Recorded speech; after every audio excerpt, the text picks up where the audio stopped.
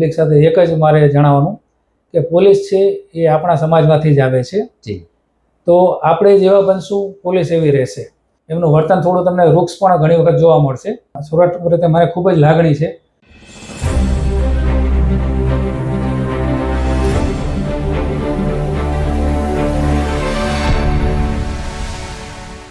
Hello and welcome to solid Sorath. આજે આપણી હારે છે એક એવા ગેસ્ટ જેઓ હાલમાં જ પોલીસ ફોર્સમાં ઉચ્ચ હોદ્દા પર ફરજ બજાવી નિવૃત્ત થયા છે. તેઓ પાસેથી આપણે તેમના સોરઠ પ્રત્યેના પ્રેમ વિશે પણ જાણશું અને હારે હારે પોલીસની કેટલીક વાતો વિશે પણ જાણશું. જી હા, આપણે વાત કરી રહ્યા છીએ પૂર્વ એસપી બીસી ઠક્કર, જેઓ હાલ અત્યારે આપણી હારે છે. સૌપ્રથમ વેલકમ. અને મારો પહેલો સવાલ આપને એ જ કે આપની જોબની શરૂઆતની જો વાત કરીએ તો એક રીતે ટ્રેનિંગ પીરિયડ જુનાગઢમાં હતો અને નિવૃત્તિનો સમયગાળો નિવૃત્તિ થવાનું પણ જુનાગઢ જિલ્લામાં જ તમને હાસિલ થયું. તો અત્યાર સુધીની સફરને કઈ રીતે ડિસ્ક્રાઇબ કરશો? શરૂઆત મેં આપણે કીધું એમ શરૂઆતમાં જુનાગઢથી મેં ટ્રેનિંગની શરૂઆત કરી હતી ઓક્ટોબર 93માં. એક વર્ષનો સમયગાળા દરમિયાન જુનાગઢનું જે સારું વાતાવરણ, એ ટ્રેનિંગ સેન્ટર માટે બેસ્ટ લોકેશન કહેવાય એવી જગ્યાએ અમે અહીંયા જુનાગઢ ખાતે ટ્રેનિંગ પૂરી કરેલી એક વર્ષની. ત્યારબાદ અમારા ફર્સ્ટ પોસ્ટિંગ ગોધરા ખાતે થયેલું. ત્યારબાદ જુદી જુદી જગ્યાએ સબ ઇન્સ્પેક્ટર તરીકે Ahmedabad city, Rajkot city, Valsad, Surat, even પછી નશાબંધી, રેલવે વગેરેમાં અલગ અલગ જગ્યાએ સબ ઇન્સ્પેક્ટર તરીકે ફરજ બજાવી. ત્યારબાદ એન્ટી કરપ્શનમાં ફર્સ્ટ પોસ્ટિંગ જે મને પીએનું પ્રમોશન મળેલું ત્યારે પણ હું જુનાગઢ જ આવેલો હતો અને જુનાગઢ એન્ટી કરપ્શન બ્યુરોમાં પણ 3 માસ એવી ફરજ બજાવી. ત્યારબાદ વડોદરા તેમજ તાપી જિલ્લામાં પણ એન્ટી કરપ્શન પીએ તરીકે સારી ફરજ બજાવેલી. ત્યારબાદ ગાંધીનગર તેમજ સુરત જિલ્લામાં પણ પીએ તરીકે ફરજ બજાવી અને 2015માં મને જ્યારે ડીવાયએસપીનું પ્રમોશન મળ્યું ત્યારે પણ હું ફરીથી એક વખત ગોધરા મારું પોસ્ટિંગ થયેલું હતું. ત્યારબાદ સુરત સિટી, રાજકોટમાં પીજીવીસીએલ ખાતે હતો, જેમાં મારો સૌરાષ્ટ્ર કચ્છ આખું મારી અંડરમાં હતો. ત્યારબાદ છેલ્લા 3.5 વર્ષ થયા કેશોદ ડીવાયએસપી તરીકે ફરજ બજાવી. ત્યારબાદ છેલ્લા 1 વર્ષ મને અહીંયા સોરઠમાં જ ડીવાયએસપીથી એસપીનું પ્રમોશન મળેલું હતું 31/5/25ના. ત્યારબાદ 31/5/26ના હું વય મર્યાદાને કારણે નિવૃત્ત થયેલો છું. એ પણ કેશોદ ખાતેથી થયેલું છું. તો સોરઠ પ્રત્યે મારે ખૂબ જ લાગણી છે અને કહી શકું કે એ જે પીએસઆઈ તરીકે મારો જે બર્થ હતો એ પણ જુનાગઢ એટલે સોરઠમાં જ થયેલો અને મારી વયમૂર્તિ નિવૃત્તિ જ્યારે હું એસપી તરીકે નિવૃત્ત થયો એ પણ સુરતમાં થયેલું છે. તો સુરત એક મારા દિલમાં એક ખાસ જગ્યા મને રાખવું છે એના માટે. બિલકુલ, એક લગાવ પણ કહી શકાય અને એક કનેક્શન પણ તમારું સુરત હારે જોવા મળે છે. એક શાનદાર સફર રહી પોલીસ ફોર્સમાં, જે રીતે તમે હાલ જણાવ્યું. અચ્છા, પણ હાલની જો સમયગાળાની વાત કરીએ તો જ્યારે તમે જોઈન કરેલ પોલીસ ફોર્સને અત્યારે તો સ્માર્ટફોનનો જમાનો, એઆઈનો જમાનો, ટેકનોલોજીનો ભરપૂર અત્યારે ઉપયોગ થઈ રહ્યો છે. કઈ રીતે પોલીસ વિભાગમાં બદલાવ તમે જોવો છો અને કેટલી તેમની કામગીરી આ વિવિધ આયામોને લઈને બદલતી જોઈ રહ્યા છો? શરૂઆતમાં અમે જ્યારે ભરતી થયા અને ફરજ બજાવી ત્યારે બધું મોટાભાગે આપણે પેપર વર્ક જ હતું. ત્યારે આજે આર્ટિફિશિયલ ઇન્ટેલિજન્સ છે કે ટેકનિકલ સોર્સ કે ટેકનિકલ સર્વેલન્સ એનો ઉપયોગ નહોતો થતો. ત્યારબાદ ધીમે ધીમે જેમ પ્રગતિ થતી એમ આપણે, જેમ કે હું એન્ટી કરપ્શન હતો ત્યારે શરૂઆતમાં રેકોર્ડિંગનું સુવિધા નથી. ત્યારબાદ જરૂરિયાત મુજબ અમે જુદા જુદા ડિવાઇસનો પણ ટ્રેપ વખતે ઉપયોગ શરૂ થઈ ગયેલો. એ જ રીતે પછી મોબાઈલ લોકેશન, તો એ બધું પણ સોર્સિસ જે કે ટેકનિકલ છે ને પ્લસ એ ઇન્ડિપેન્ડન્ટ વિટનેસ કહી શકાય. એને કોઈ ચેલેન્જ ન કરી શકે, તમારી ત્યાં હાજરી પ્રસ્થાપિત કરે છે. તો એ તમને શિક્ષા માટે કન્વિક્શન રેટ વધારવા માટે પણ બહુ ખૂબ જ ઉપયોગી છે. એ જ રીતે હાલમાં જે ઈ ગુજકોપ છે અથવા જે આપણા પંચનામા છે એ બધા આપણે ઓનલાઈન કરીએ છીએ. તો એ પણ જ્યારે કન્વિક્શન રેટમાં ખૂબ જ તમને મદદરૂપ થશે અને કન્વિક્શન રેટ વધવાથી સજાનું પ્રમાણ વધશે ને સજાનું પ્રમાણ વધશે તો ઓટોમેટિક ક્રાઇમ રેટ ઘટે એવું પૂરું માનું છું. બિલકુલ, અને સમાજ એક સારા સમાજ માટે ક્રાઇમ રેટ ઘટે એ ખૂબ જ જરૂરી છે અને ખૂબ જ આપણે આનંદનો પણ એક કહી શકાય અને એક પોલીસ વિભાગની અને સરકારશ્રીની સફળતા પણ કહી શકાય. બિલકુલ, 100% એ વાત કહી શકાય. પરંતુ આપે પણ ઘણીવાર સાંભળ્યું હશે, વિવિધ મીડિયા કે સોશિયલ મીડિયામાં જોતા હશો કે લોકોની પોલીસ પ્રત્યે કેટલી ગેરસમજ વિશે પણ વાતો વહેતી હોય છે. તમારા મતે એવી કઈ વાત છે જે લોકોમાં પોલીસ પ્રત્યે મોટી ગેરસમજ છે જે ખરેખર નથી? પોલીસ છે એ સતત 24 કલાક ફરજ બજાવતી વ્યક્તિ છે. એમનો કોઈ ટાઈમ લિમિટ કે ફિક્સ ટાઈમ અવર્સ નથી. તો સતત એ લોકો પબ્લિક સાથે અને ખાસ કરીને ગુનેગારો સાથે એ લોકોને સતત જોડાયેલા રહે છે. કારણ કે ફરિયાદી કે અરજદાર એક વખત આવી એ નીકળી જાય છે, ત્યારબાદ સતત એમનું જે ઇન્વેસ્ટિગેશન છે અથવા એનું જે કોન્સન્ટ્રેશન છે ફક્ત આરોપી તરફી જ હોય છે. તો સતત આરોપીઓ સાથેનું વર્તણૂક છે, તો આરોપી સાથે પણ ક્યારેક એ લોકો સ્ટ્રિક્ટલી વર્તન કરતા હોય છે, જેને કારણે અસંતોષ તો થવાનો જ છે. તો ક્યાંક ને ક્યાંક પોલીસની નારાજગી, પોલીસ પ્રત્યે નારાજગી એમને થવાની છે. એ જ રીતે જ્યારે રોડ ઉપર ટ્રાફિકનું નિયમન કરતી હોય છે ત્યારે ઘણાને ઉતાવળ હોય છે, તો ઘણીવાર ટ્રાફિકનો ભંગ કરવાની એ લોકોની માનસિકતા હોય, અથવા પોલીસ હાજર નથી તો પણ ટ્રાફિક ભંગ કરવાની એ લોકોની માનસિકતા હોય છે.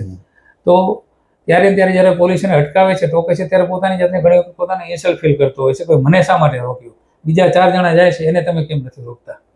તો જે વ્યક્તિ એને પોલીસ એને રોકે છે તો એને નેચરલી પોલીસ પ્રત્યે એને થોડો ક્યાંક ને ક્યાંક એના અભાવ થઈ જશે કે ભાઈ પોલીસ મને હેરાન કર્યો તો પોલીસ મને પેલું કર્યું. પણ પોલીસનો મુખ્ય હેતુ તો એમનો ટ્રાફિક નિયમન છે અથવા કાયદો વ્યવસ્થા જાળવવા માટે ફરજ બજાવતો હોય છે. અને પોલીસ પણ સતત 24 કલાક ફરજ બજાવતો છે, ક્યારેક એમનામાં પણ ક્યારેક એવો ગુસ્સો આવી જતો હોય છે. ખાસ કરી અંતે તો મનુષ્ય છે, ખાસ કરીને જ્યારે તમે એમની સાથે કોઈ અભદ્ર ભાષામાં વાત કરે અથવા એમને ઇન્સલ્ટિંગ ટોનમાં વાત કરે તો એ પણ એક ફરજના એક અધિકારી છે, એની સાથે પણ કોઈ ઇન્સલ્ટિંગ ટોન કરે તો નેચરલી ક્યારેક એમને પણ ગુસ્સો આવી જાય, તો એ સ્વાભાવિક છે. તો ક્યાંક ને ક્યાંક એ લોકોને પોલીસ પ્રત્યે જે ખાસ કરીને પોલીસના દંડાત્મક કાર્યવાહીના ભોગ બન્યા હોય અથવા પોલીસ એમને રોક્યા હોય અને કંઈ કાર્યવાહી કરી તો નેચરલી એમને પોલીસ પ્રત્યે અણગમો રહેશે. બિલકુલ, એ સ્વીકારવાની વાત છે. અચ્છા, સોરઠની જો વાત કરીએ તો સોરઠની કઈ એવી ખાસ બે બાબત જે છે જે તમને ખૂબ એટ્રેક્ટ કરે છે, પ્રભાવિત કરે છે? એક તો અહીંયાનું જે વાતાવરણ છે બહુ સુંદર છે. પ્લસ હું હમણાં 3.5 વર્ષથી તો ફરજ બજાવી જ છે, અને તો તમારું એકદમ વાતાવરણ બહુ સારું છે, તમને કામ કરવાનું પણ સતત પ્રોત્સાહન મળે છે. એ જ રીતે અહીંયાના લોકો પણ ખૂબ જ માયાળુ છે અને જે સ્પષ્ટ વક્તા છે, અને એક વખત કોઈ વસ્તુ હાથમાં લીધી તો એને મતલબ દ્રઢતાથી પકડી પણ રાખે છે. એ પણ મારો અનુભવ છે. પણ ઓવરઓલ તમે જો એની સાથે તમે સારી રીતે વર્તન કરો, સારી રીતે તમે કરો, મિત્રતાપૂર્ણ, કે ખાસ તો તમે પોલીસ તરીકે તમે એમને વિશ્વાસ અપાવો કે પોલીસ તમારા માટે છે અને સારા માણસો માટે છે, તો એમની સાથે તમારે કાયમી સંબંધ અને તમને કાયમી યાદ રાખે છે. જી, અચ્છા. અને અત્યાર સુધીના આપના સફરની વાત કરીએ, એમાં કોઈ એક એવો ચેલેન્જિંગ કેસ છે? ખૂબ જ તમને આમ તો પોલીસ માટે દરેક કેસ ચેલેન્જિંગ જ હોય છે, પણ એક યાદગાર કોઈ એવો? હા, યાદગાર કેસમાં હું જ્યારે ગાંધીનગર 2012માં 1 માર્ચના હાજર થયેલો, અને ફર્સ્ટ પોસ્ટિંગ મારું ત્યાં ગાંધીનગર પીઆઈ તરીકે ચિલોડા પોલીસ સ્ટેશનમાં મૂક્યા. અને એના 2 દિવસ પહેલા 6 માસની એક દીકરી હતી, ધ્રુવી જયસ્વાલ, જેનું અપહરણ થયું હતું એની શાળામાંથી, પહેલા ધોરણમાં ભણતી હતી ત્યાં, એનું અપહરણ થયું સ્કૂલમાંથી. એમનું કદાચ 28 ફેબ્રુઆરી કે હું અપહરણ થયેલું હતું. હું 1 માર્ચના મેં ડ્યુટી જોઈન કરી, અને એમની ડેડ બોડી તલોદ હિંમતનગરનું છે ત્યાંથી સીમમાંથી મળી, અને 1 તારીખે જ હું હાજર થયો અને મારી સાંજે મને પોસ્ટિંગ ચિલોડા પોલીસ સ્ટેશન આપ્યું, પ્લસ દહેગામ પોલીસ સ્ટેશનનો મને ચાર્જ આપ્યો. જે અપહરણ થયું હતું એ દહેગામમાંથી થયેલું હતું, અને ત્યારે તાત્કાલિક મને અમારા એસપી હતા આજના શિવારે મેડમ હતા, એમણે મને કહ્યું તમે આ તપાસ તમે સંભાળી લો. એટલે હું તાત્કાલિક મેં તપાસ સંભાળી, મર્ડરની છે, અનડિટેક છે, તમે તાત્કાલિક હું સ્પોટ ઉપર ગયેલો. તેમના ફાધર મધર મને મળ્યા, અને એમને ડેડ બોડી મેં પણ જોઈ, અર્ધબળેલી હતી, નાની બાળકી હતી, સ્કૂલમાં જતી બાળકીમાંથી અપહરણ થયેલું હતું. એનું આઈ કાર્ડ વગેરે બધું ત્યાં આઈડેન્ટિફાઈ તો થઈ ગઈ હતી. ત્યારે મેં એમને વિશ્વાસ અપાયો કે તમે અમારા પર પોલીસ ઉપર વિશ્વાસ રાખજો, અમે આપણે સાચા આરોપીને પકડશું અને એને આપણે શિક્ષા પણ કરાવશું. હા, તમે ખાલી હિંમત નહીં હારતા. અને એમણે પછી અમારી સાથે જ રહ્યા અને સતત અમે ઇન્વેસ્ટિગેશન કર્યું, અને એ ઇન્વેસ્ટિગેશનમાં એમના જે ફોઈ હતા ડોલી જયસ્વાલ, એના કઝિન સિસ્ટર હતા, એ જ એમાં આરોપી નીકળેલા. એ બધું મેં આઈડેન્ટિફાય કર્યું, એની ઓળખ પરેડ વગેરે કરી, ટેકનિકલ સર્વેલન્સ જે આપે કીધું એ પણ અમે ફોલ ડિટેલ વગેરે બધી વિગતો મેળવી. એમણે જે બુટ્ટી એમને આપેલી હતી એ પણ એમણે સોનેની વેચી દીધી હતી આરોપીએ, એ પણ બધું મુદ્દામાલ અસર રિકવર કર્યો, ઓળખ પરેડ વગેરે કરાવી, અને એમાં મને આજીવન કેદની અમે સજા એક અપાવી હતી, જે અમને એક સંતોષ છે કામનો. એવા બીજા ઘણા કેસ છે, પણ આ કેસ છે કે જે અમારી દિલમાં છે, કે જે અમે ફરિયાદીને અને જાણ કરી હતી કે ભાઈ અમે આમાં શિક્ષા 100% થશે, અને શિક્ષાથી એટલે મને પર્સનલ મળ્યો કે મેં સાહેબ તમે જે મને વચન આપ્યું તે તમે નિભાવ્યું, એનો એક કેસનો મને ખૂબ સંતોષ છે. બિલકુલ. અચ્છા, છેલ્લો સવાલ, અમારા દર્શકોને આપ શું ખાસ સંદેશ આપવા માંગશો? તમારા લાઈફનો કોઈ મંત્ર જે આપ દર્શકો સાથે શેર કરવા ઈચ્છો? મારો તમામ પ્રજા સાથે, પબ્લિક સાથે એક જ મારે જણાવવાનું કે પોલીસ છે એ આપણા સમાજમાંથી જ આવે છે. જી તો આપણે જેવા બનશું પોલીસ એવી રહેશે. જો આપણે સારી રીતે પોલીસ સાથે વર્તન કરશું કે તમે કાયદાના અંદર તમે અમલમાં તમે કામગીરી કરશો, એ રીતે તમે વર્તન કરશો તો પોલીસ હંમેશા તમારી સાથે જ રહેશે.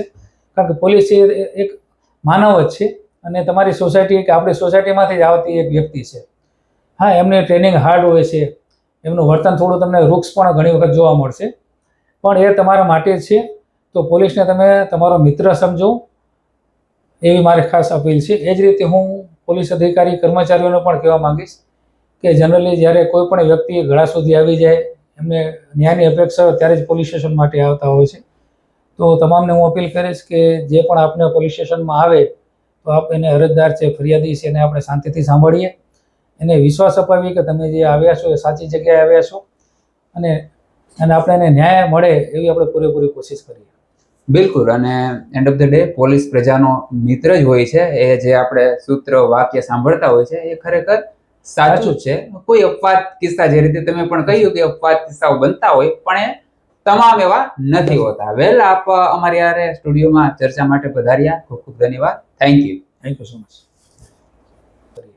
બિલકુલ. અને end of the day police પ્રજાનો મિત્ર જ હોય છે. એ જે આપણે સૂત્ર વાક્ય સાંભળતા હોય છે એ ખરેખર સાચું જ છે. કોઈ અપવાદ કિસ્સા, જે રીતે તમે પણ કહ્યું કે અપવાદ કિસ્સાઓ બનતા હોય, પણ એ તમામ એવા નથી હોતા. વેલ, આપ અમારી યારે સ્ટુડિયોમાં ચર્ચા માટે પધાર્યા, ખૂબ ખૂબ ધન્યવાદ. Thank you. Thank you so much. ચર્ચા માટે પધાર્યા, ખૂબ ખૂબ ધન્યવાદ. Thank you. Thank you so much. ચર્ચા માટે પધાર્યા, ખૂબ ખૂબ ધન્યવાદ. Thank you. Thank you so much. ચર્ચા માટે પધાર્યા, ખૂબ ખૂબ ધન્યવાદ. Thank you. Thank you so much. ચર્ચા માટે પધાર્યા, ખૂબ ખૂબ ધન્યવાદ. Thank you. Thank you so much.